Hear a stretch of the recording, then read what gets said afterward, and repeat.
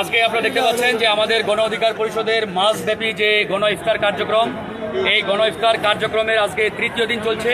তৃতীয় দিনের মতো আমরা আমাদের নেতৃবৃন্দ এবং সাধারণ মানুষের মাঝে আমাদের ইফতার কার্যক্রম আমরা ইতিমধ্যে শুরু করেছি।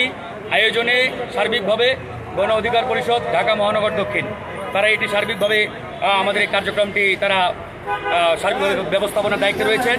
ইতিমধ্যে জানেন যে গণ অধিকার পরিষদ শুধুমাত্র রাজনৈতিক কার্যক্রমের মধ্যেই সীমাবদ্ধ নয়, যে কোনো বন্যা এবং প্রাকৃতিক দুর্যোগেও গণ অধিকার পরিষদ ত্রাণ সামগ্রী বিতরণ কার্যক্রম এবং একই সাথে বিগত প্রত্যেকটা রমজানে আমরা মাসব্যাপী আমাদের কেন্দ্রীয় কার্যালয়ের সামনে আমরা গণ ইফতার কার্যক্রম চলমান রেখেছি এবং মাসব্যাপী এটা চলমান থাকে। তারই ধারাবাহিকতায় এবার পবিত্র রমজান মাসে ইতিমধ্যে শুরু হয়েছে। আজকে তৃতীয় দিনের মতো আমাদের গণ ইফতার কার্যক্রম শুরু আমরা করেছি।